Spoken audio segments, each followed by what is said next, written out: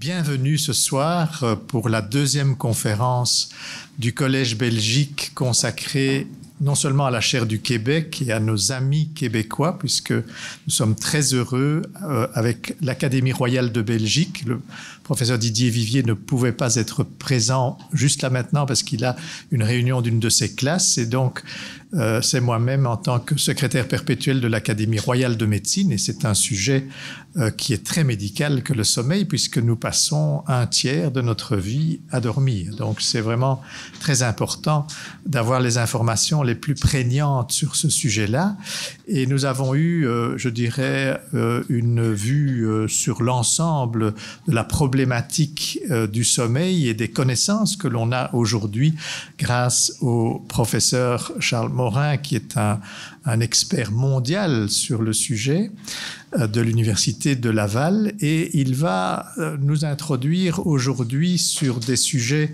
qui sont plus des sujets de pathologie, ce qui intéresse particulièrement les médecins mais aussi tout le public parce que les troubles du sommeil, on peut les avoir d'une manière ponctuelle, on peut vivre toute sa vie en dormant comme un loir et il y a des gens qui ont cette chance, mais il y a aussi beaucoup de personnes qui peuvent avoir des troubles du sommeil qui sont dus à toutes sortes de problèmes connexes, ne fût-ce que le stress et la période que nous connaissons aujourd'hui, il faut bien le dire, avec la pandémie que nous avons eue, avec la guerre, avec les difficultés financières, sont vraiment des périodes difficiles à vivre et donc si on vit difficilement, on dort aussi parfois très difficilement.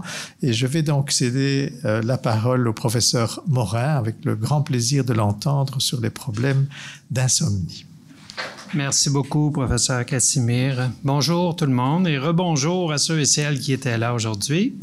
Hier, je veux en profiter aussi pour remercier encore une fois le Collège de Belgique, l'Académie royale et aussi la délégation générale du Québec pour cette belle invitation. C'est un honneur pour moi et un plaisir aussi de présenter sur un sujet sur lequel j'ai travaillé quelques années, disons. Donc, hier, la conférence portait sur le sommeil et c'est un petit peu plus générique. Aujourd'hui, ça va porter sur l'insomnie. Donc, l'insomnie, c'est un trouble du sommeil ou ça peut être un symptôme, dépendamment de la fréquence avec laquelle on vit ces difficultés. Donc, ce que je me propose de faire dans la prochaine heure, c'est premièrement de définir ce qu'on entend par insomnie. Je ferai quelques parallèles avec la conférence d'hier, même si vous n'étiez pas là, je pense que vous allez comprendre. Et pour les autres, pardonnez-moi s'il y a des répétitions, mais quand on parle d'insomnie, on distingue cela du manque de sommeil.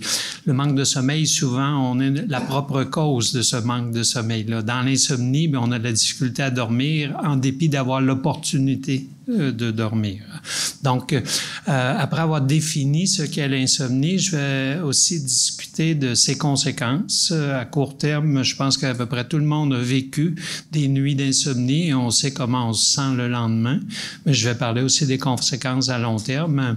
Puis, je vais passer une bonne partie de la conférence à parler des options de traitement. Je vais parler surtout de traitements que je connais mieux, disons des traitements non pharmacologiques pour l'insomnie, mais je vais aussi faire un petit sommaire sur les bienfaits et les limites de la pharmacothérapie pour l'insomnie. Parce que, qu'on le veuille ou non, c'est le traitement qui est le plus répandu, le plus utilisé, souvent parce qu'il est plus facilement accessible que les autres traitements.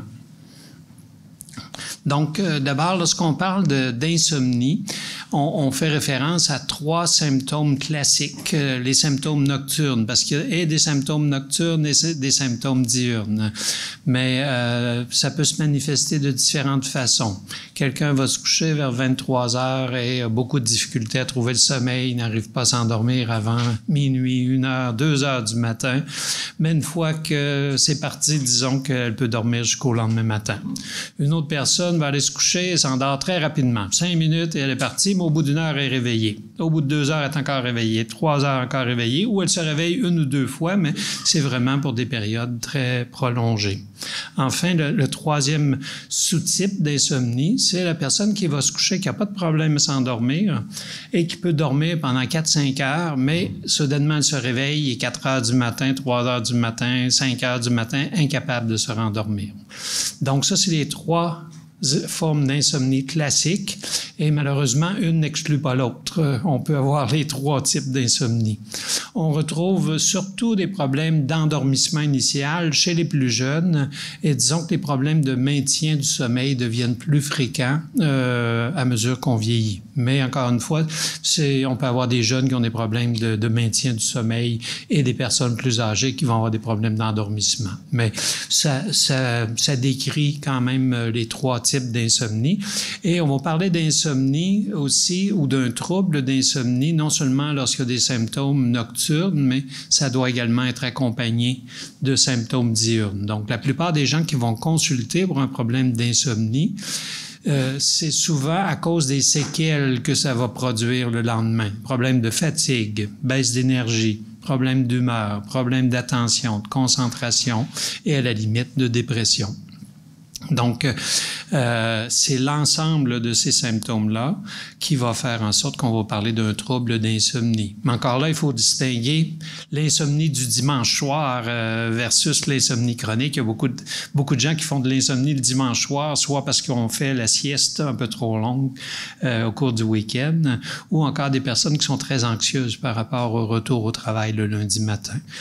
Habituellement, on va parler d'insomnie lorsque les difficultés de sommeil se présentent au moins 3 nuits par semaine.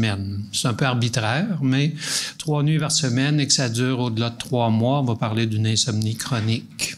Peut-être que vous allez demander, mais à partir de quel moment ça prend trop de temps pour s'endormir ou qu'on doit considérer que c'est problématique? Encore une fois, c'est un peu arbitraire, mais disons que c'est 30 minutes. Si on prend régulièrement plus de 30 minutes à s'endormir, ou si on est éveillé pour plus de 30 minutes au cours de la nuit, on va commencer à parler d'insomnie. Mais c'est vraiment, je mets l'emphase sur le mot arbitraire parce que il y a des personnes 60, 65, 70 ans qui passent facilement une demi-heure, 3/4 d'heure éveillés au cours de la nuit et ils n'en subissent aucune conséquence le lendemain. Tout simplement, ils vont prendre un livre, ils vont lire et il ne faut pas créer un problème là où il n'y en a pas. C'est vraiment, il faut regarder quel impact ça a sur notre fonctionnement diurne avant de tirer une conclusion et voir la fréquence et la durée avec laquelle ces difficultés se présentent. L'insomnie, c'est pas un problème banal. Même si je dis qu'on ne doit pas toujours dramatiser la situation, c'est pas un problème banal parce que premièrement, c'est un problème qui est très répandu. Les symptômes occasionnels touchent à peu près 25-30% de la population adulte. Et si on parle d'insomnie, un trouble d'insomnie, bien, c'est 10% de la population. C'est un problème qui est plus fréquent chez les femmes, chez les personnes âgées, chez les personnes qui travaillent sur des horaires atypiques, travaillent de nuit ou travaillent sur des horaires rotatifs. Et c'est aussi plus fréquent chez les personnes qui ont des problèmes de santé mentale ou de santé physique. Le diagnostic d'insomnie aussi repose sur la plainte subjective d'une personne et cette plainte-là n'est pas toujours objectivée par des mesures dites polysomnographiques. Disons que c'est l'électroencéphalogramme combiné avec d'autres paramètres qu'on enregistre la physiologie de votre sommeil au cours de la nuit. Souvent, des personnes vont avoir l'impression de passer beaucoup plus de temps éveillées que ce que la mesure physiologique va nous indiquer. Et à la limite, il y a une forme d'insomnie qu'on appelle l'insomnie paradoxale. C'est une personne qui perçoit ne pas dormir du tout ou dormir 1 ou 2 heures par nuit. Et si on a le bénéfice d'avoir un enregistrement à la clinique du sommeil, cette personne-là peut se réveiller le lendemain matin, puis elle va avoir encore l'impression d'avoir dormi 1 ou 2 heures pendant la nuit, mais objectivement, elle va avoir dormi 5-6 heures. Donc, et c'est pas une question de vouloir s'attirer la sympathie d'un médecin, d'un psy. C'est comme ça qu'on perçoit notre sommeil. Je ne sais pas si je l'ai mentionné hier, mais une des caractéristiques de la plupart des personnes qui font de l'insomnie, c'est une forme d'hyperactivation. Et cette hyperactivation-là peut se manifester sur le plan physique, sur le plan psychologique et sur le plan émotionnel ou cognitif. Et il y a certaines études qui montrent que lorsqu'on enregistre le sommeil des insomniaques, il y a un certain sous-groupe pour qui ils continuent de traiter de l'information pendant leur sommeil, même s'ils sont endormis, lorsqu'on enregistre des potentiels évoqués, qu'on appelle ça, encore une fois, à l'aide de mesures électroencéphalographiques, on voit que si on émet un son qui est inaudible à l'oreille, le cerveau de ces personnes-là va répondre et va réagir, alors que le bon dormeur, lui, va faire fi de ce bruit-là. C'est pour dire que le bon dormeur est capable de mieux se déconnecter de son environnement lorsqu'il va se coucher, alors que l'insomniaque, à cause de son hypervigilance, son hyperactivation, bien, son cerveau va rester en action, même pendant la nuit. Donc, l'insomnie, c'est aussi un problème qui est souvent coexistant, comorbide avec une autre condition médicale ou psychologique. L'insomnie chronique, bien, elle est associée avec plusieurs conséquences néfastes et je reviendrai là-dessus tout à l'heure. Mais pour le moment, je voudrais juste présenter quelques données. L'insomnie, c'est un phénomène mondial. Tout le monde, dans tous les pays, sauf quelques-uns, la prévalence est à peu près la même, à peu près 10-12%. Il y a quelques données justement sur la Belgique, sur la prévalence de l'insomnie, et c'est 9%. Ce qui varie davantage d'un pays à l'autre, c'est la prévalence d'utilisation de somnifères. Donc, certains pays, c'est très élevé, alors que d'autres, c'est beaucoup plus conservateur. Soit parce que c'est pas couvert par les régimes d'assurance ou pour d'autres raisons. Mais même si je dis que l'insomnie, c'est un phénomène qui est relativement universel, c'est vrai dans les sociétés industrialisées. Parce qu'il y a quand même eu quelques enquêtes qui ont été menées, notamment en Amérique du Sud, en Bolivie, et en Afrique, en Namibie. Et les taux d'insomnie, essentiellement, lorsque les chercheurs, anthropologues, psychologues ont sondé les participants, la plupart des personnes sondées, qui étaient des cueilleurs-chasseurs, ne connaissaient pas le mot, l'origine du mot insomnie. Et lorsqu'on a mieux décrit ce qu'il en était, les taux de prévalence étaient très, très faibles. Donc, ce que ça nous dit, ça, c'est que la phénoménologie associée avec l'éveil nocturne dépend beaucoup de ce qu'on a à faire, des obligations qu'on a le lendemain. Si on n'a pas à se lever à une heure précise et à vaquer à nos occupations, peut-être qu'on va porter un peu moins d'importance que si on doit être debout à 6 heures le matin et performer pendant une bonne journée de 8-9 heures. On pense souvent que l'insomnie, c'est un problème qui est situationnel, ponctuel, et si on s'en préoccupe pas trop, que éventuellement ça va passer. C'est vrai pour plusieurs, mais pour d'autres, l'insomnie est un problème qui est souvent chronique. Dans une de nos enquêtes qu'on a menées à la grandeur du Canada il y a quelques années, c'était une enquête longitudinale où on sondait une cohorte de 4000 personnes avec ou sans problème de sommeil. On les sondait à chaque année pour voir l'évolution de l'insomnie. Donc ici, ce qu'on a, c'est les données des 1700 quelques personnes qui présentaient une plainte d'insomnie lors de la première évaluation et on distinguait les personnes qui présentaient des symptômes moins sévères ou encore les personnes qui présentaient un syndrome ou un trouble d'insomnie. Si on combine les deux, on voit ici que la persistance de l'insomnie demeure très élevée. Ici, c'est des données sur une période de 5 ans. Ce qu'on voit, c'est qu'après la première année, il y en a 74% qui présentaient de l'insomnie à la première évaluation, qui présentent toujours de l'insomnie une année plus tard, 52% 3 ans plus tard, et 5 ans plus tard, il y a 42% de l'échantillon initial qui ont rapporté de l'insomnie à chacune des 5 années. Donc, dans ce sens-là, on dit que c'est pour plusieurs, c'est un problème qui persiste dans le temps. Et avant de se retrouver avec un problème qui est chronique, et peut-être qu'on va avoir développé un autre problème conjoint, on devrait consulter avant que ça atteigne ce niveau-là. Pourquoi? Bien, parce qu'il y a quand même plusieurs conséquences. j'ai mentionné hier les conséquences du manque de sommeil, mais il y a quand même beaucoup de conséquences qui sont similaires avec l'insomnie. Donc, ça se répercute souvent sur le plan de la santé mentale.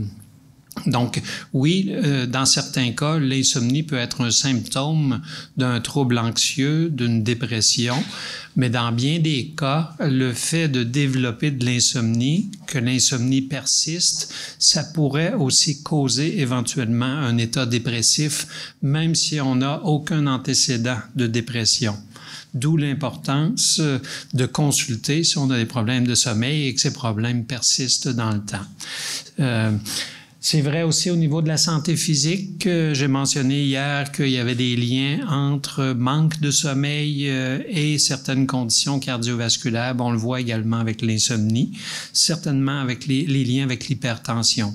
Il y a des liens avec d'autres troubles du sommeil entre l'hypertension et, par exemple, l'apnée du sommeil, mais même chez les personnes qui souffrent d'insomnie chronique, il y a des risques accrus de cette condition et de d'autres conditions cardiovasculaires.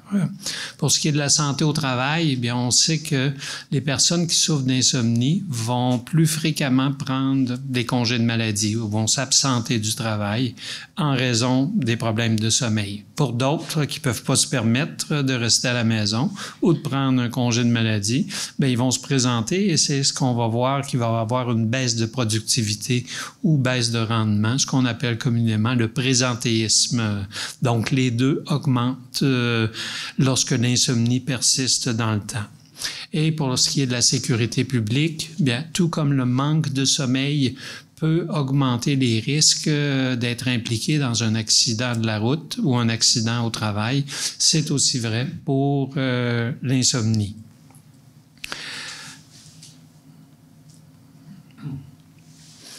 Donc, on parle d'une comorbidité très élevée entre insomnie et plusieurs autres problèmes. Ici, c'est des données américaines, mais qu'on pourrait répliquer dans d'autres pays aussi. Mais ce qu'on voit, c'est lorsqu'on sonde un grand nombre de la population de manière aléatoire, les personnes qui se plaignent d'insomnie ont davantage de problèmes d'hypertension, de maladies coronariennes, de diabète, obésité. Et quand on arrive au niveau de la santé mentale, on voit que les personnes qui se plaignent d'insomnie, bien, il y en a 5 fois plus qui vont présenter aussi des symptômes d'anxiété et de dépression. Donc, on voit que c'est... Mais ici, ça ne nous informe pas sur la relation de cause à effet parce que c'est une photo prise à un moment donné.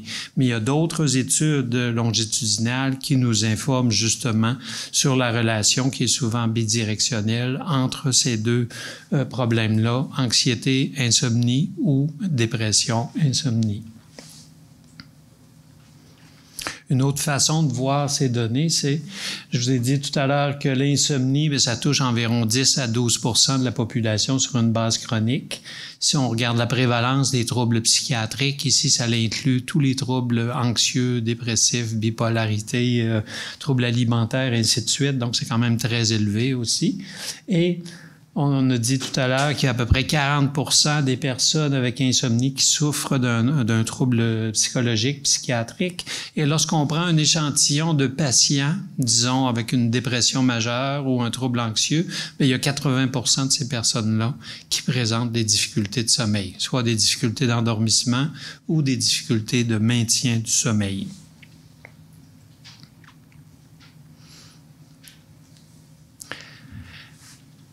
Quelques données qui proviennent de la Scandinavie, en Norvège notamment, sur les liens entre insomnie chronique et santé occupationnelle. Donc, on voit que les risques d'une incapacité permanente au travail sont beaucoup plus élevés chez les personnes qui présentent de l'insomnie chronique. C'est 4 à 5 fois plus élevé que chez les personnes qui dorment bien. Et le risque d'une incapacité permanente demeure quand même presque 2 fois plus élevé, même lorsqu'on contrôle pour tous les problèmes qui accompagnent souvent l'insomnie, que ce soit des douleurs chroniques, anxiété, dépression, et ainsi de suite. Et ces risques-là sont aussi très élevés en ce qui concerne le lien entre l'insomnie chronique et l'absence du travail pour une période de 15 jours ou plus. Et encore une fois, le lien d'association demeure très significatif, même lorsqu'on contrôle pour les problèmes qui accompagnent souvent l'insomnie. Des données qui proviennent du Canada à partir de l'étude longitudinale que j'ai mentionnée tout à l'heure. On demandait aux gens à chaque fois qu'on les sondait pour leur sommeil s'ils s'étaient absentés du travail au cours des 3 derniers mois. Et on a annualisé les données. Et on leur demandait aussi si l'absence était due à des difficultés de sommeil. Et lorsqu'on répertorie nos participants dans 3 groupes, les mêmes que j'avais mentionnés tout à l'heure, les bons dormeurs, ceux qui présentent des symptômes moins sévères ou qui présentent un trouble d'insomnie, on voit qu'il y a une relation dite linéaire dans le sens où plus les problèmes de sommeil sont sévères, plus il y a de risques que les gens rapportent cette absenté du travail en raison des difficultés de sommeil. Même chose pour la baisse de productivité. C'est sûr que c'est pas toujours facile de bien faire la part des choses et de dire, moi j'ai eu une baisse de productivité de 50% et de 50%-là, j'en attribue X% aux difficultés de sommeil, mais quand même, on voit que les données vont dans le sens qu'on observe dans d'autres études, à savoir que non seulement il y a absentéisme accru, mais il y a également présentéisme plus élevé chez les personnes qui souffrent de difficultés de sommeil. On a essayé également d'évaluer les coûts associés à l'insomnie. On demandait aux gens qui ont participé à notre enquête s'ils avaient déjà consulté pour leurs problèmes de sommeil, qui avait consulté, s'ils prenaient des médicaments avec ou sans ordonnance, et aussi s'ils utilisaient d'autres substances comme l'alcool pour traiter leurs problèmes de sommeil. Et avec l'aide d'économistes, on essayait de chiffrer un peu les coûts de l'insomnie, et sans mentionner le montant total qui fait toujours peur parce qu'on parle de milliards de dollars et ça n'a pas toujours nécessairement une bonne crédibilité auprès des instances gouvernementales. On l'a ramené par personne. Donc, on estimait qu'il en coûtait à peu près 4 000 $ canadiens par année pour une personne qui souffrait d'insomnie. Mais peut-être la donnée qui est la plus intéressante, c'est que de ces 4 000 $-là, il y en avait 90% qui étaient pour des coûts dits indirects, c'est-à-dire des pertes en ressources humaines, absentéisme, baisse de rendement, et seulement 10% des coûts qu'on pouvait expliquer pour les traitements de l'insomnie, que ce soit la médication ou des produits sans ordonnance. Donc, on pense souvent que ça coûte cher des troubles du sommeil, mais ça coûte beaucoup plus cher lorsqu'on ne les traite pas, ces problèmes-là, en termes de répercussions que ça peut avoir.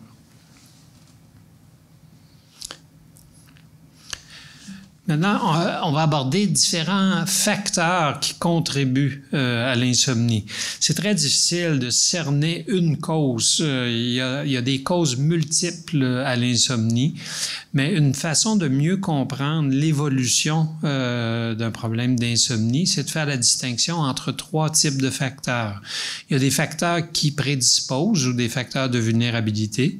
Il y a des facteurs qui vont déclencher un épisode d'insomnie. Et lorsque l'insomnie est devenue chronique, il y a des facteurs qu'on dit d'entretien. C'est des facteurs qui vont perpétuer, exacerber le problème dans le long cours.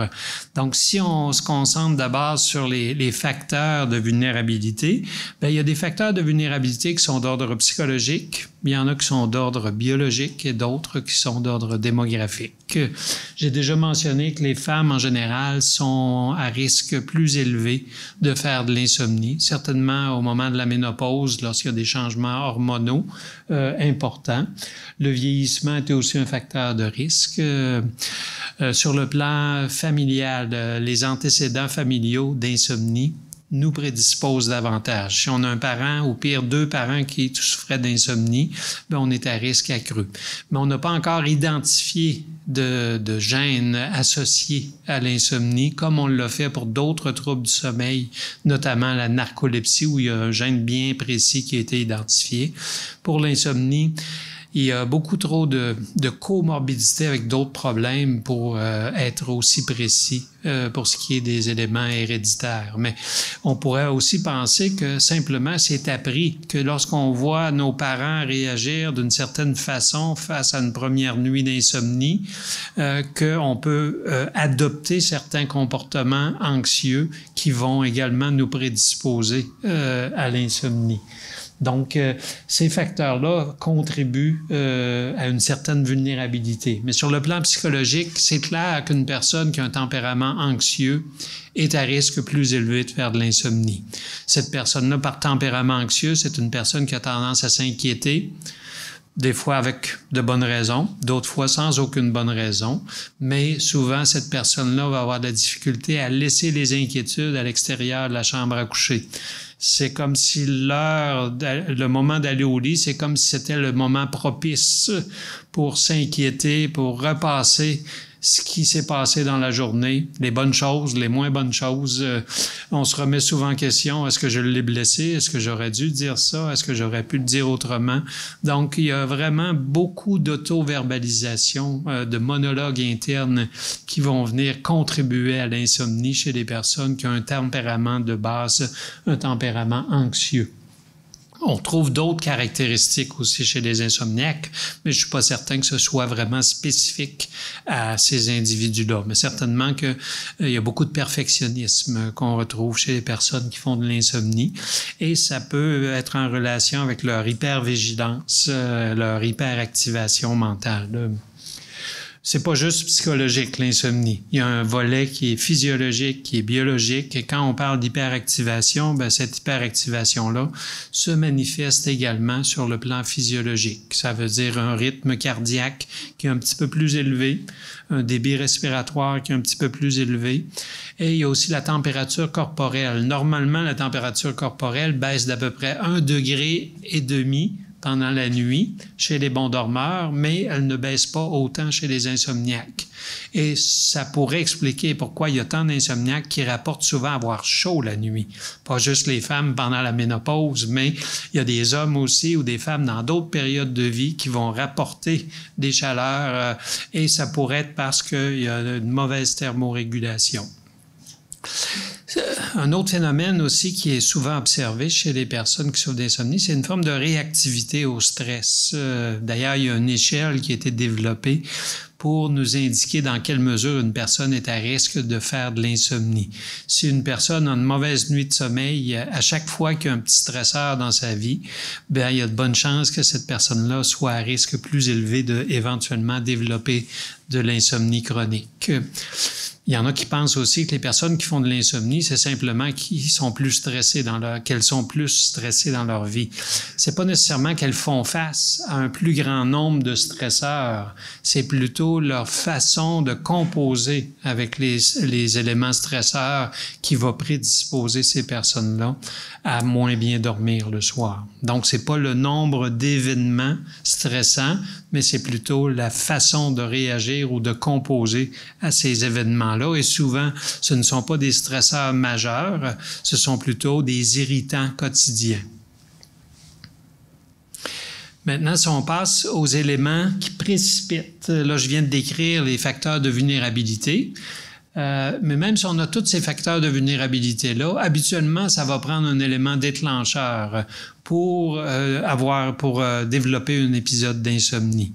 Et les éléments déclencheurs les plus fréquents, là, on fait référence à des événements de vie importants. Donc, on parle d'un décès d'un proche, une séparation, rupture amoureuse, perte d'emploi, déménagement. Lorsqu'on questionne les personnes qui ont développé de l'insomnie, puis on essaie de faire un petit retour en arrière pour aller chercher plus d'informations sur l'historique, c'est souvent ce qu'ils vont nous rapporter des événements de vie qui ont été très importants. Ça peut être positif aussi, ça peut être la naissance d'un premier enfant. Et depuis, je fais de l'insomnie. Souvent, on va relier un phénomène d'hypervigilance aussi avec l'arrivée d'un jeune enfant.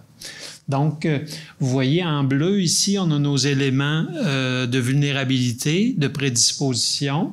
Mais même si on a cette prédisposition-là, c'est pas suffisant pour excéder le seuil et faire de l'insomnie.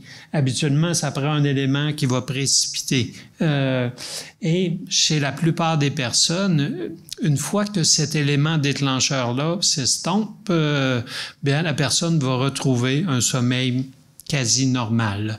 Pour d'autres, peut-être ceux qui sont plus vulnérables au départ, c'est comme si l'insomnie allait développer sa propre vie, même si l'élément déclencheur n'est plus présent ou encore on s'y est habitué, bien l'insomnie persiste dans le temps. Et c'est là qu'il y a d'autres facteurs qui prennent la relève et qui vont contribuer à perpétuer, à exacerber les difficultés de sommeil dans le temps. Et quand on parle de traitement comportemental de l'insomnie, bien, on fait référence souvent à ces facteurs-là. C'est ces facteurs-là qu'on va devoir modifier. Si on utilise uniquement une médication, ça peut aller dans le court terme, mais c'est comme mettre tout simplement un pansement sans vraiment adresser les causes sous-jacentes. Si on veut vraiment adresser les causes sous-jacentes, bien, on va devoir cibler ces facteurs-là. Mais je vais y revenir tout à l'heure lorsque je vais parler de thérapie cognitive comportementale. Donc, on vient de faire un petit tour de ce qu'était l'insomnie, mais peut-être la question qui nous est fréquemment posée, c'est à quel moment je devrais penser de consulter. Je pense qu'il faut voir quels symptômes on présente. Donc, est-ce qu'on a à la fois des symptômes nocturnes que j'ai décrits tout à l'heure, des symptômes diurnes? Est-ce que ces symptômes-là sont relativement fréquents, plusieurs fois par semaine, ou bien c'est juste le dimanche soir? Donc, si les symptômes nocturnes, diurnes se présentent plusieurs nuits par semaine et que ça persiste dans le temps, bien, je pense qu'à ce moment-là, on devrait consulter. Et ça, c'est vrai même si on souffre d'une douleur chronique. On est impliqué dans un accident il y a 10 ans et on souffre encore de douleur aujourd'hui. Faut pas attendre de trouver une solution pour la douleur pour dire si je devrais consulter, pour décider si je devrais consulter ou non pour le problème de sommeil. Souvent, on peut consulter et on devrait consulter parce qu'il y a moyen d'améliorer son sommeil, même lorsqu'il y a une autre condition médicale ou psychiatrique qui accompagne les difficultés de sommeil.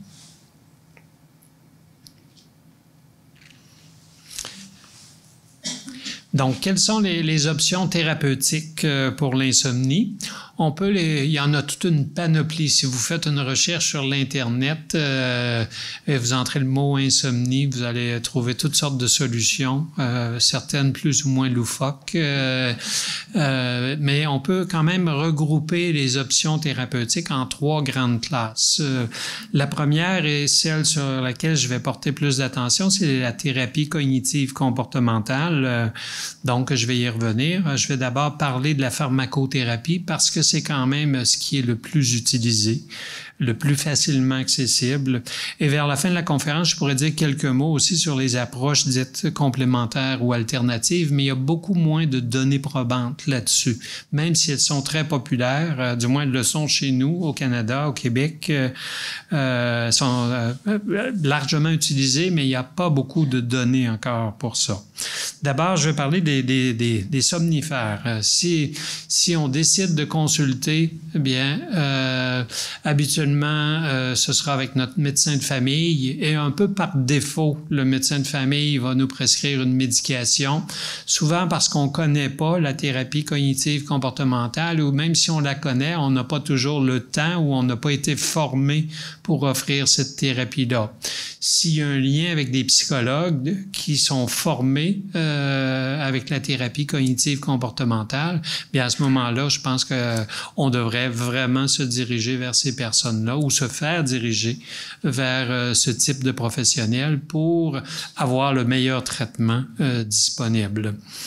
Mais si on se réfère aux somnifères, aux hypnotiques, disons qu'il y a toutes sortes de somnifères. Les plus fréquemment utilisés sont ce qu'on appelle les benzodiazépines ou des molécules similaires. Donc ici, on fait référence, je sais pas si c'est l'Ativan qu'on appelle les noms commerciaux chez nous, Ativan, même classe que le Valium,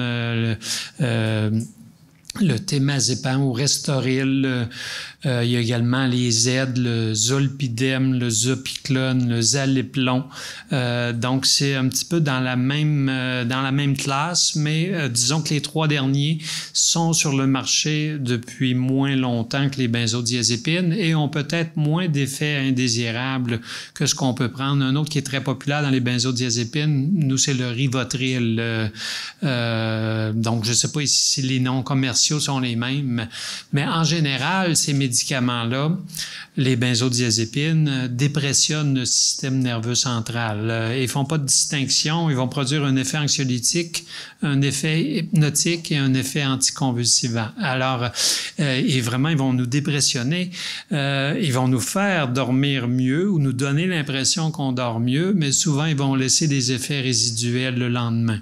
Selon la molécule qu'on utilise, certains médicaments ont des effets plus à court terme, d'autres ont une longue durée d'action et si on les prend pour dormir la nuit, ça va, mais souvent on se lève le matin et on a des effets encore de la médication. Ça peut nous rendre plus somnolents, ça peut même affecter notre coordination psychomotrice et à la limite, ça peut affecter notre conduite automobile. Donc, c'est vraiment à prendre en compte les effets à court terme, les effets indésirables.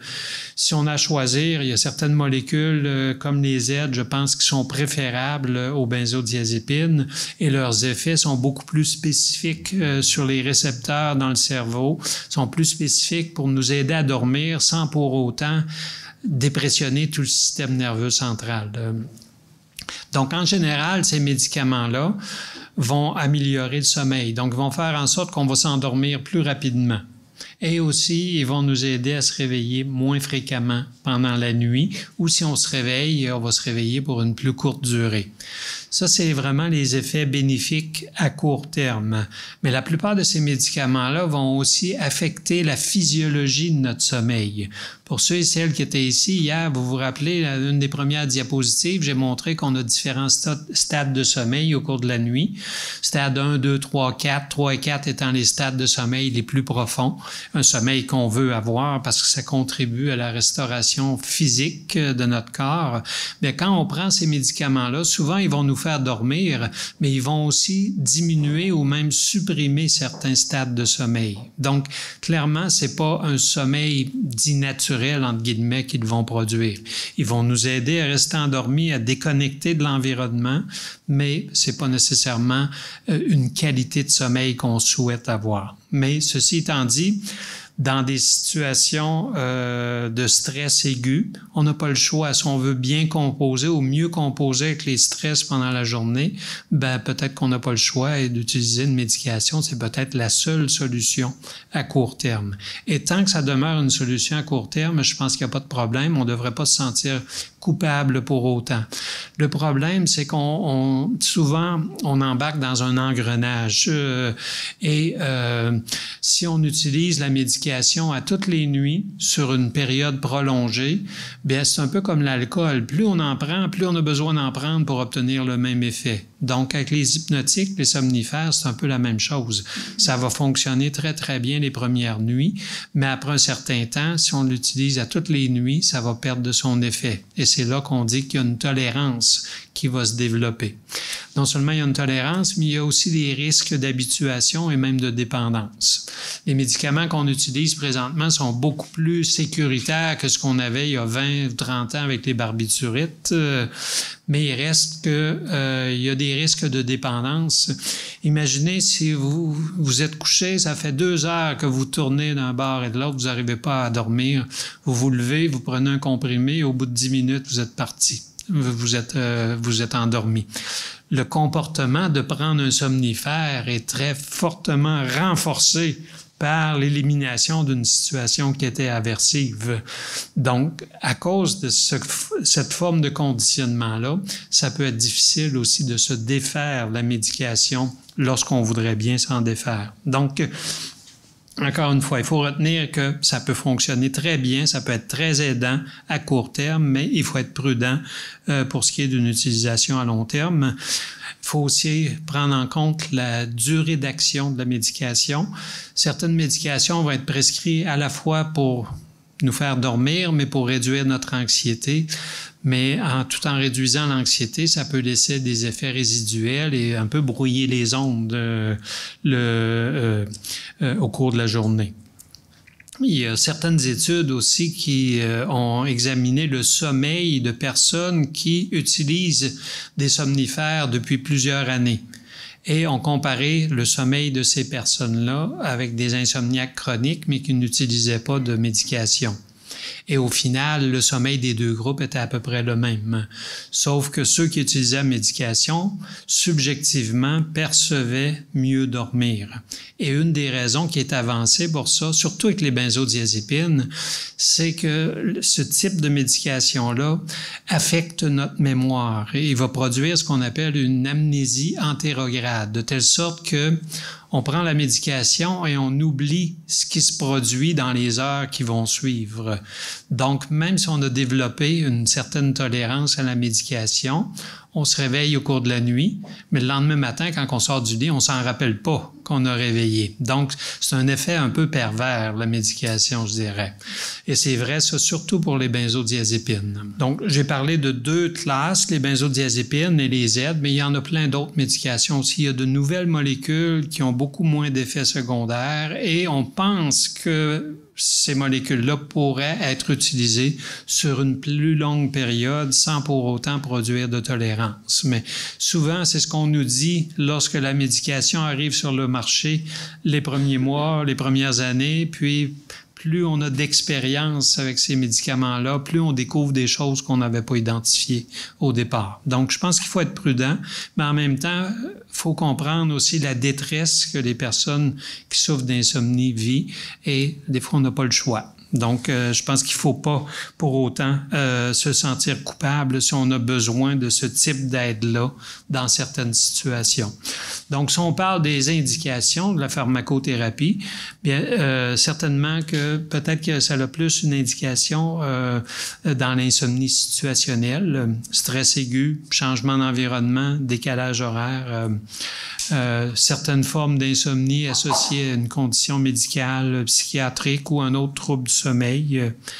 On pense aussi que peut-être ça pourrait donner un petit coup de pouce au début du traitement de l'insomnie chronique.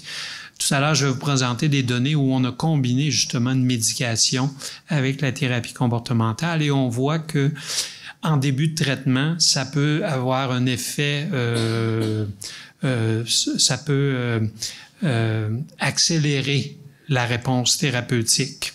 Mais après 2 ou 3 semaines, disons que cet effet-là est disparu. Il y en a plusieurs qui vont, pour éviter justement de développer une tolérance ou une dépendance, vont faire une utilisation dite intermittente. Donc, on va essayer de limiter leur utilisation à 1 ou 2 nuits par semaine ou vraiment les nuits où on peut anticiper que ça va être difficile de dormir. Il n'y a pas beaucoup d'études là-dessus, mais c'est peut-être une façon justement d'éviter la tolérance à la médication et de préserver une certaine efficacité dans le long cours. Donc, qu'est-ce qu'on a d'autre à offrir si on ne prend pas de médication? Est-ce que compter des moutons, ça peut être utile? En fait, ça peut être utile. C'est une forme d'imagerie qui va être soporifique, qui peut aider certaines personnes, pas nécessairement compter des moutons, mais répéter quelque chose qui est neutre, quelque chose qui est un peu ennuyant. L'idée, c'est pas nécessairement d'essayer de contrôler les pensées intrusives qui viennent nous hanter. Des fois, plus on essaie de les contrôler, plus elles reviennent en force. Donc, souvent, c'est de se développer une autre stratégie qui va nous permettre de laisser passer ces pensées-là qui sont plus dérangeantes. Mais il y a autre chose que de compter des moutons. Donc, quand on parle de thérapie cognitive comportementale, la TCC, en bref, c'est une approche, c'est une forme de psychothérapie. c'est une psychothérapie à court terme et qui s'appuie sur les principes de changement d'habitude et de croyance. La TCC a fait ses preuves pour plusieurs autres problèmes, dont l'anxiété, la dépression et plusieurs autres conditions psychologiques ou psychiatriques. Et je dirais peut-être dans les 20 dernières années, elle a fait ses preuves aussi dans le traitement de l'insomnie chronique. Donc, quand on dit à court terme, ça veut dire quoi exactement? Ben, c'est clair que c'est pas de la psychanalyse ici. On parle d'une thérapie vraiment pratico-pratique, axée sur la résolution de problèmes, où le psy, habituellement, va outiller le patient à se prendre en charge lui-même. Donc, on n'a pas de solution miracle, mais on peut enseigner à la personne qui souffre d'insomnie comment changer certaines habitudes, certaines croyances qui font partie justement des facteurs qui vont exacerber ou perpétuer les problèmes de sommeil dans le long cours. Donc, dans ce sens-là, on dit que la TCC cible les facteurs de maintien de l'insomnie, les mauvaises habitudes, les croyances erronées. Certaines attentes sont irréalistes aussi sur ce que devrait être une bonne nuit de sommeil. Et la TCC, ben, c'est une approche qui est quand même prescriptive et axée sur la résolution de problèmes, mais où le patient, le client joue un rôle essentiel dans sa propre prise en charge. Donc, juste pour illustrer, c'est un peu technique ici, mais je vais vulgariser chacune des composantes. Donc, dans la TCC, comme le nom l'implique, il y a une composante comportementale, probablement la plus importante. Et cette composante-là vise à réduire le temps excessif passé au lit. Ça vise également à régulariser les horaires de sommeil. Ça vise à éliminer ce qu'on appelle des activités incompatibles avec le sommeil. C'est quoi une activité incompatible avec le sommeil? Ben, c'est, entre autres, lire au lit. Ou faire ses courriels sur notre cellulaire dans la chambre à coucher. Toutes des choses qui sont correctes, mais à l'extérieur de la chambre à coucher et certainement pas au cours de la période réservée pour le sommeil. Donc, on va essayer d'éliminer ces comportements-là parce qu'à la longue, c'est justement ces comportements qui vont faire en sorte que notre insomnie va devenir conditionnée. Quand on n'arrive pas à dormir et qu'on s'engage dans ces comportements-là, ben, à la longue, on vient associer la chambre à coucher, l'heure du coucher, avec des activités d'éveil et non plus avec le sommeil. Le volet cognitif, lui, fait référence à ce qui se passe entre nos deux oreilles. Donc, c'est nos croyances. L'idée que j'ai absolument besoin de 8 heures à chaque nuit pour bien fonctionner le lendemain, 8 heures de sommeil. Ou encore l'idée que je devrais toujours me lever frais et dispo le matin. Même les champions dormeurs ont des matins où c'est plus difficile, où la levée du corps est plus difficile. Donc, quand on se lève le matin et qu'on n'est pas reposé et que tout de suite on conclut que ça doit être parce que j'ai mal dormi, ben disons que c'est pas pour nous aider. Donc, faut remettre en question un petit peu ces idées-là, ces croyances-là. C'est pas toujours facile. Et la première des choses, c'est que souvent on n'en est même pas conscient. Ce sont comme des monologues, des pensées automatiques qui vont venir contribuer à perpétuer notre insomnie. Et il y a la fameuse anxiété de performance aussi. Donc, après quelques nuits d'insomnie, quand on se dirige vers la chambre à coucher et qu'on commence à avoir peur de ne pas être capable de dormir et qu'on commence déjà à appréhender les conséquences du lendemain, ben c'est sûr que ça nous met dans une situation où on va être plus stressé, plus hyperactif et probablement que ça va perturber notre sommeil. Et finalement, le troisième volet, ben c'est vraiment plus au niveau éducatif sur l'impact de certaines substances sur notre sommeil et je vais y revenir tout à l'heure. Donc, si on prend le volet comportemental, ici, il y a une série de consignes qui, je suis certain que vous avez déjà lu sur ces consignes-là, qu'elles ne sont pas totalement étrangères, mais le problème, souvent quand les patients viennent nous voir, ils disent « Ah oui, j'ai déjà lu ça là-dessus, j'ai déjà entendu parler de ça », mais c'est qu'on ne l'a pas mis en application de manière assidue. Donc, on parle de changement de comportement et d'habitude ici, donc ça prend quelques quelques semaines avant de bien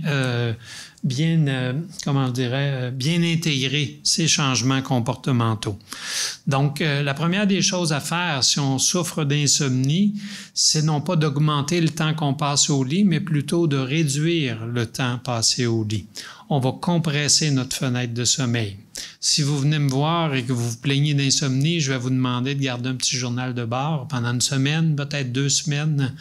Et quand, à votre tour, on va calculer en moyenne, vous passez combien de temps au lit à chaque nuit et combien d'heures de sommeil vous estimez avoir. Donc, si dans votre cas, vous revenez, vous passez en moyenne 8 heures par nuit au lit, ce qui n'est pas excessif, mais vous dormez seulement 6 de ces 8 heures-là, ma première recommandation va être, là, je veux que vous retournez chez vous et dans la prochaine semaine, vous n'êtes pas autorisé à passer plus de 6 heures par nuit au lit. Donc, ça peut vouloir dire aller se coucher 1 heure plus tard, se lever 1 heure plus tôt, ou vous allez vous coucher carrément 2 heures plus tard et vous vous levez à la même heure. Mais l'idée ici, c'est vraiment de compresser cette fenêtre-là pour augmenter ce qu'on appelle la pression homéostasique du sommeil. On crée une petite privation de sommeil, mais on enlève surtout du temps que vous passiez de toute manière éveillé, mais quand même, on va créer une pression accrue pour dormir, une pression physiologique. Et ça fonctionne très, très bien dans la mesure où on est adhérent à cette composante-là. C'est sûr qu'on ne vous demandera pas de rester sur une fenêtre de sommeil pendant 6 heures, pendant 6 mois.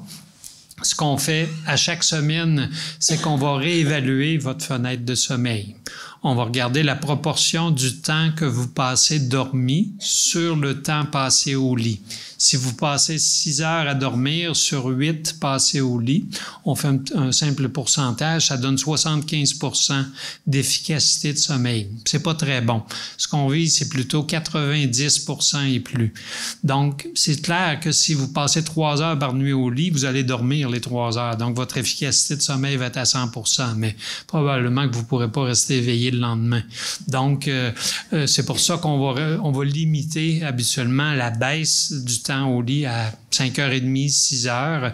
Et si après une semaine, vous dormez la majorité de ce temps-là, on va ajouter un bloc de 15 minutes. La semaine suivante, on va ajouter un autre bloc de 15 minutes jusqu'à ce que vous atteigniez ce qu'on appelle une durée optimale de sommeil. Et la durée optimale de sommeil n'est pas nécessairement 8 heures pour tout le monde.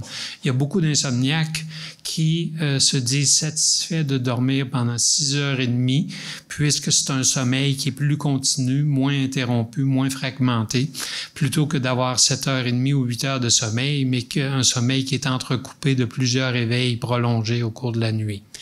Donc, c'est une technique qui demande quand même une bonne dose d'effort, de motivation, et souvent, on a besoin d'être guidé un petit peu dans le processus au départ. Mais il y a d'autres consignes aussi.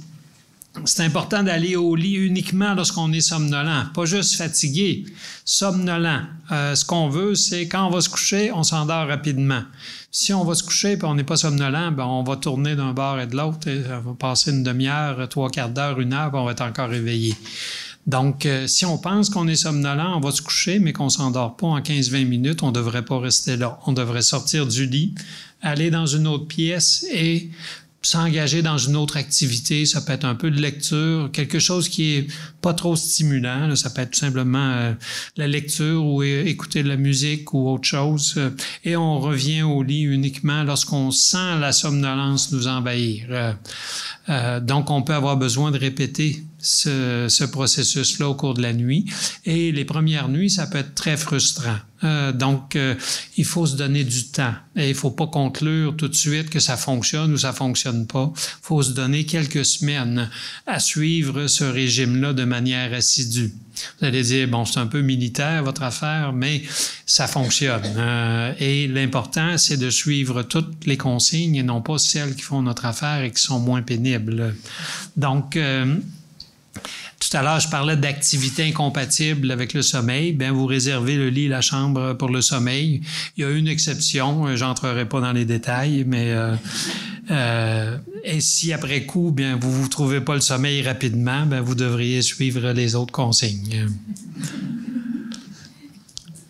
C'est important aussi de se lever à la même heure le matin. À chaque matin, peu importe le nombre d'heures de sommeil qu'on a eu. C'est vraiment ce qui va régulariser notre horloge biologique. Et finalement, la sieste. Hier, j'ai expliqué que la sieste pouvait être extrêmement bénéfique si on est en manque de sommeil, mais dans l'insomnie, on la déconseille habituellement. Les insomniaques vont faire la sieste des fois en fin de journée ou pire en soirée, puis ils arrivent à faire une sieste. Souvent, c'est devant leur téléviseur, lorsqu'ils essaient pas de dormir ou encore lorsqu'ils sont en train de lire en soirée. C'est pas une bonne idée parce que si on fait une sieste, même si c'est involontaire, on se trouve à hypothéquer notre prochaine nuit de sommeil. Plus ça fera longtemps qu'on est éveillé au moment où on va se coucher, plus ça va être facile de s'endormir. Donc, si on a fait une sieste en fin de journée ou en soirée, ça risque de causer des problèmes. Si on doit absolument faire une sieste parce qu'on n'est pas capable de rester éveillé, je pense qu'une courte sieste de 15-20 minutes sur l'heure du midi, en début d'après-midi, ça peut être acceptable. Et pour bien des personnes qui sont à la retraite, c'est une bonne façon d'avoir un deuxième souffle et de pouvoir mieux profiter de son après-midi. Et ça peut même nous permettre de repousser l'heure du coucher parce que y a beaucoup de personnes âgées qui vont avoir tendance à vouloir aller se coucher ou à avoir besoin d'aller se coucher plus tôt que normalement. Donc, si on fait une courte sieste en début d'après-midi, peut-être qu'on va pouvoir repousser l'heure de coucher et non seulement repousser l'heure de coucher, mais repousser l'heure du dernier réveil. Au lieu de se réveiller à 5 heures du matin, peut-être que ça va nous mener jusqu'à 6 heures, 6 heures et demie. Donc, la sieste, on la déconseille, mais il y a quand même quelques cas d'exception.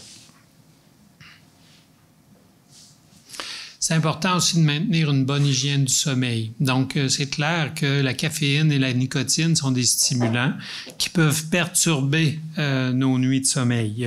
Donc, il faut vraiment éviter les stimulants. Même les personnes qui prétendent que ça n'a pas d'impact sur leur sommeil, lorsqu'on fait des enregistrements du sommeil suite à la consommation de caféine en soirée ou nicotine, ça a un impact négatif sur le sommeil. La qualité n'est pas la même. Le sommeil est fragmenté par ce qu'on appelle des micro-éveils. Ça peut être juste 2-3 secondes. Une personne ne s'en rend pas compte, mais au final, elle va moins bien dormir. Hier, on parlait un peu de l'alimentation, quel était l'impact. Il n'y a pas vraiment de solution miracle au niveau de l'alimentation. Je pense qu'il faut éviter les repas trop copieux, trop près de l'heure du coucher. Sinon, il n'y a pas un type d'aliment qui va favoriser une meilleure qualité de sommeil. La petite collation à l'heure du coucher, ça peut faire partie du rituel, mais c'est vraiment le conditionnement de ce rituel-là qui va être aidant plutôt que ce qu'on mange. Il faut évidemment éviter les bruits, lumière, température excessive. Il n'y a pas une température optimale pour tout le monde. C'est comme la literie. Il n'y a pas un matelas qui va être meilleur pour tout le monde. Les draps, l'oreiller, c'est vraiment une question de préférence personnelle. Pour ce qui est de l'activité physique, ça peut être très bénéfique pour le sommeil. Il y a quand même pas mal d'études qui ont documenté les impacts de l'activité aérobique, mais il y a différents facteurs à prendre en compte. C'est clair que si vous courez un marathon, que le sommeil ne sera pas très, très reposant la nuit suivante ou les 2-3 nuits qui vont suivre. Même si on est en bonne forme physique, une activité trop intense va avoir un impact négatif sur le sommeil. Mais une activité d'intensité modérée, pratiquée de manière régulière en fin d'après-midi ou même en début de soirée, peut être bénéfique pour augmenter la quantité de sommeil profond. Pas beaucoup, mais suffisamment pour que ce soit perceptible. Et en vieillissant, on perd en qualité de sommeil. Donc, il y a eu des études qui ont documenté qu'un entraînement régulier pouvait améliorer la qualité du sommeil chez les aînés. Qu'est-ce qu'il y en est de la relaxation?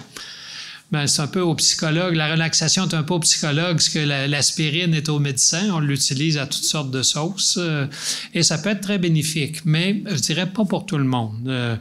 Si on est dans ce moule-là d'utilisation de relaxation, de méditation, de pleine conscience, ça peut être très utile, mais c'est comme le reste, on n'aura pas des bénéfices la première nuit et la deuxième nuit. Il faut pratiquer de manière régulière sur une période de quelques semaines.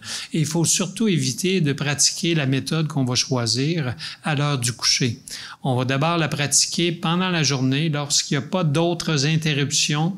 Et une fois qu'on maîtrise bien la technique choisie, là, on peut la déplacer à l'heure du coucher ou encore lorsqu'on se réveille dans le milieu de la nuit. Mais il faut faire attention. Peu importe la technique qu'on utilise, on devrait pratiquer cette technique-là avec l'intention de nous aider à relaxer et non pas de s'endormir plus rapidement.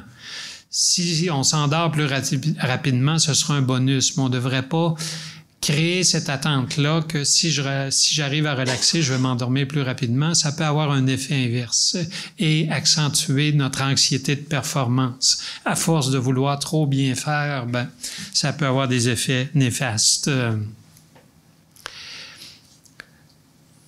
Tout à l'heure, je mentionnais que pour beaucoup de personnes, l'heure du coucher, c'est le moment privilégié pour s'activer mentalement. Et pour plusieurs personnes, c'est un peu incontrôlable. Ça, on le fait malgré nous. Donc, ce qu'on recommande aux personnes pour mieux contrôler cette activité-là, c'est tout simplement de la déplacer à un autre moment et un autre endroit dans la soirée. Un moment où il n'y aura pas d'interruption, encore une fois. On va réserver un petit 5 minutes, 10 minutes et on va demander à ces personnes-là de tout simplement mettre sur papier les inquiétudes qui viennent habituellement les hanter à l'heure du coucher. S'il y a des problèmes à résoudre, peut-être faire la liste des solutions potentielles, de telle sorte qu'on va avoir l'esprit plus libre quand on va aller se coucher. Bon, ça donnera peut-être pas des résultats la première nuit, mais si on le fait de manière régulière et à la limite, si on est encore envahi par ces pensées intrusives-là les premières nuits, on peut se lever et aller les mettre sur papier et revenir au lit lorsqu'on s'est vidé l'esprit. Donc, c'est vraiment la pratique régulière qui est importante ici. Bon, ça fait beaucoup de choses à mettre ensemble. Qu'est-ce qu'on a comme données pour appuyer ces recommandations-là? Bien, il y a quand même beaucoup d'études, plusieurs études cliniques qui ont évalué de manière très systématique les effets de ces recommandations-là ou de la TCC. Et en général, on peut facilement avancer qu'il y a entre 70 et 80% des personnes qui vont bénéficier de cette approche-là. Habituellement, ces personnes-là vont s'endormir plus rapidement et vont aussi se réveiller pour moins longtemps s'ils continuent de se réveiller pendant la nuit. Les taux de rémission sont de rémission, ça veut dire qu'on ne répond plus du tout à aucun des critères de l'insomnie. C'est environ 40 à 50%. Donc, c'est pas une solution miracle, mais la grande majorité va avoir une réponse très bénéfique. Et je pense que l'avantage principal de la TCC, c'est que les effets sont très durables dans le temps. Ça prend plus d'efforts, plus de motivation, mais une fois qu'on a acquis un meilleur sommeil, bien, ça va rester dans le temps, ça. Et c'est vraiment ce qui distingue cette approche-là de l'approche pharmacologique. Si on fait les plus et les moins pour chacune des deux approches, donc pour ce qui est de la TCC, ça a été démontré comme étant efficace, produit des effets très durables dans le temps. En général, c'est bien accepté par les patients. Il y a peu d'effets indésirables, sauf peut-être initialement que ça peut produire un peu plus de somnolence ou de fatigue pendant la journée, surtout lorsqu'on compresse la fenêtre de sommeil. Mais c'est un effet qui va s'estomper à mesure qu'on va augmenter à nouveau notre fenêtre de sommeil. Évidemment, ça demande du temps, ça demande une bonne motivation et l'observance, c'est pas toujours optimal, même si on a l'impression que ça va être facile, c'est pas toujours si facile lorsque c'est le temps de sortir du lit à 3 heures du matin. Donc, faut prévoir, laisser une couverture à quelque part dans le salon ou dans une autre pièce, mais on veut pas que vous alliez vous endormir sur le divan. L'idée, c'est de réapprendre à s'endormir dans sa chambre à coucher, dans son lit. Pour ce qui est de la médication, les avantages, c'est que ça produit un soulagement rapide. Il y a peu de données sur la durabilité des effets thérapeutiques et il y a toujours des risques d'effets indésirables. Mais malheureusement, on doit dire à ce stade-ci qu'il n'y a pas un traitement qui fonctionne pour tout le monde. Donc, des fois, il faut tirer bénéfice des deux approches et c'est ce qu'on a fait dans un certain nombre d'études. J'ai seulement 2 diapos ici pour vous faire un petit sommaire rapide d'études cliniques qu'on a menées à l'Université Laval à Québec. Je vous demanderai peut-être de vous concentrer sur cette partie-là de l'illustration. Ça ici, c'est le délai d'endormissement. Donc, c'est le temps que ça prend pour s'endormir. Et la ligne en pointillé, c'était la TCC seule. Et la ligne continue, c'était la TCC plus la médication. Donc, vous vous rappelez tout à l'heure, je vous ai dit que peut-être qu'une combinaison des deux approches pouvait accélérer la réponse thérapeutique. Et c'est ce qu'on voit ici que dans les 2-3 premières semaines de traitement, le groupe combiné a eu une meilleure réponse thérapeutique. Mais lorsqu'on regarde aux semaines 3, 4, 5, 6, le fait de prendre une médication ou non ne faisait plus de différence. La TCC s'avérait tout aussi efficace que l'approche combinée. Et c'est vrai pour les autres variables, là, mais je pense que c'est juste de vous montrer un petit peu l'idée ici. Une autre étude qu'on a menée il y a plusieurs années, où on comparait encore une fois la TCC, une médication, c'était le Restoril dans ce cas-ci, une approche combinée, puis on avait un groupe placebo aussi, et la principale variable qu'on mesurait, c'était le temps d'éveil pendant la nuit, parce que c'était surtout des personnes âgées. Le problème plus fréquent chez ces personnes-là, c'est de se réveiller la nuit puis avoir de la difficulté à se rendormir. Donc, ce qu'on observe ici, et on prenait des mesures avant le traitement, après 8 semaines, puis on avait des suivis à 3, 12 et 24 mois. Et ce qu'on voit, c'est que premièrement, les 3 conditions de traitement étaient plus efficaces que le groupe placebo. Et aussi, c'était le groupe qui était traité avec la TCC seul qui maintenait ses gains thérapeutiques le mieux dans le long cours. Et on voit que ceux qui étaient traités uniquement avec la médication, oui, il y avait un effet immédiat pendant les 8 premières semaines, mais ces gens-là retournaient à la case de départ par la suite lorsqu'on enlevait la médication. On aurait pensé que le groupe combiné aurait eu le meilleur des deux mondes. Et pour certaines personnes, effectivement, c'était la meilleure réponse thérapeutique, mais pour d'autres, non. Et pourquoi? Bien, c'est un peu ici, est-ce qu'on se pose la question encore, est-ce qu'on devrait combiner ces deux approches-là? Donc, l'avantage, c'est qu'on va capitaliser sur les effets plus rapides de la médication pour réduire les symptômes d'insomnie et aussi sur les effets plus durables de la TCC. Par contre, dès le moment où on utilise une médication, bien, on est toujours plus susceptible de moins s'investir dans un changement de comportement. C'est tellement plus facile de prendre une médication que c'est de sortir du lit si on est incapable de s'endormir ou de changer nos croyances ou nos attitudes. Donc, il y a des avantages, mais il y a aussi des risques. Et ce risque-là aussi, je l'ai mentionné plus tôt, ça peut nous mener à un cercle vicieux de dépendance aux somnifères. Même s'il peut y avoir une très bonne raison pour débuter un traitement avec médication, éventuellement, si on l'utilise à toutes les nuits sur une période prolongée, bien, il peut y avoir une forme de tolérance ou d'habituation. Donc, la première chose qu'on va faire, c'est qu'on va augmenter la posologie. Et éventuellement, si on continue de le prendre à toutes les nuits, il y aura encore une tolérance. Et à un moment donné, on ne peut plus augmenter la posologie si on veut utiliser une posologie qui est sécuritaire. Donc, on va se dire, ça ne fait plus effet. Je vais arrêter de prendre ma médication. Et le problème, souvent, c'est qu'on arrête trop rapidement. C'est un processus qui devrait se faire très graduellement si on veut minimiser ce qu'on appelle les insomnies de rebond. Quand on cesse de prendre la médication, souvent, on dort encore plus mal qu'on dormait au départ. Donc, si on cesse trop rapidement la médication, bien là, on se retrouve dans ce cercle vicieux-là. Donc, encore une fois, ça peut être utile, mais il faut faire attention de ne pas se retrouver dans ce cercle vicieux-là. Donc, pour ce qui est des autres interventions, je n'ai pas parlé de mélatonine, mais c'est une hormone qu'on produit naturellement la nuit. On parle souvent que c'est l'hormone du sommeil et il y a plusieurs compagnies qui vendent une forme synthétique de mélatonine, mais ça peut être utile pour certains types de problèmes, mais c'est pas un somnifère. Et je pense qu'il faut voir ça plutôt comme ce qu'on appelle un chronobiotique. Ça va aider à réguler notre horloge biologique. Donc, si on a des problèmes de décalage horaire, si on a des problèmes, on travaille de nuit, on essaie de dormir le jour, ça peut nous aider dans ces contextes-là. Mais le fait de prendre la mélatonine une demi-heure avant d'aller se coucher, c'est peu utile pour les personnes qui souffrent d'insomnie chronique comme celle que j'ai décrite précédemment.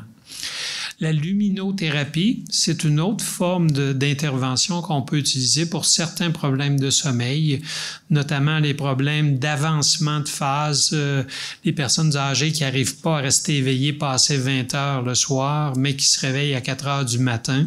Ça pourrait être utile, ou encore pour les ados qui ont souvent l'inverse, c'est un délai de phase, qui n'arrivent pas à trouver le sommeil avant 2 heures du matin, mais si on les laisse filer, ils peuvent dormir ça jusqu'à midi le lendemain.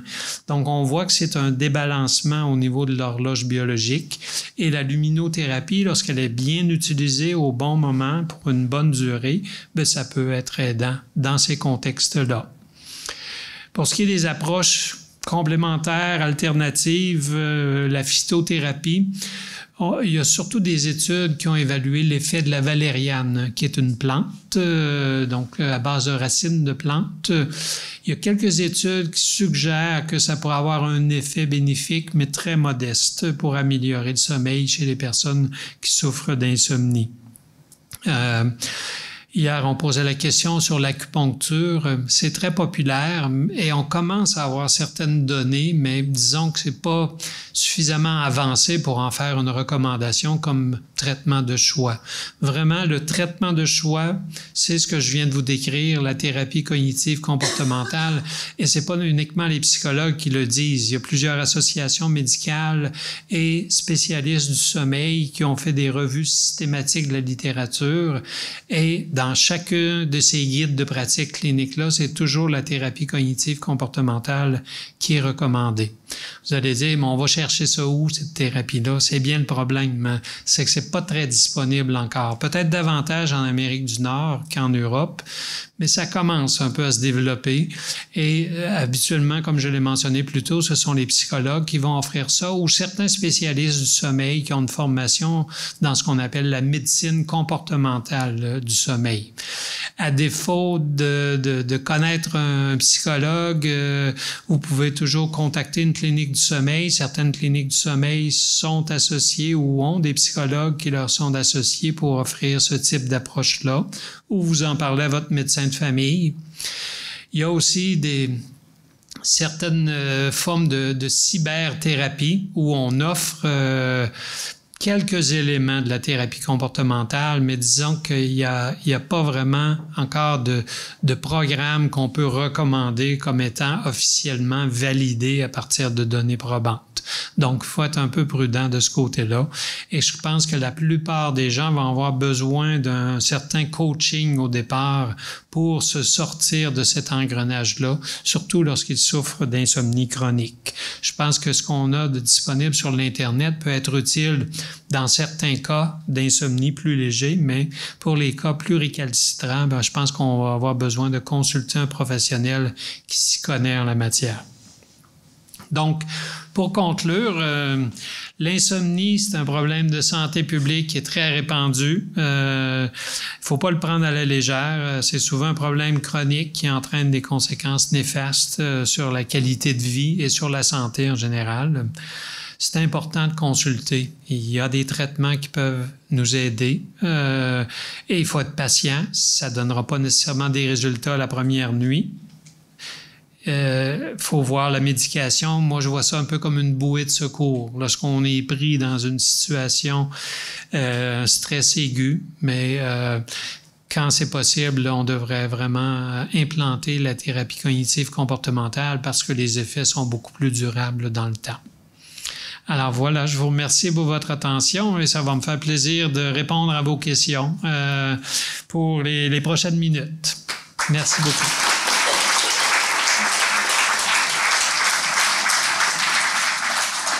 Oui.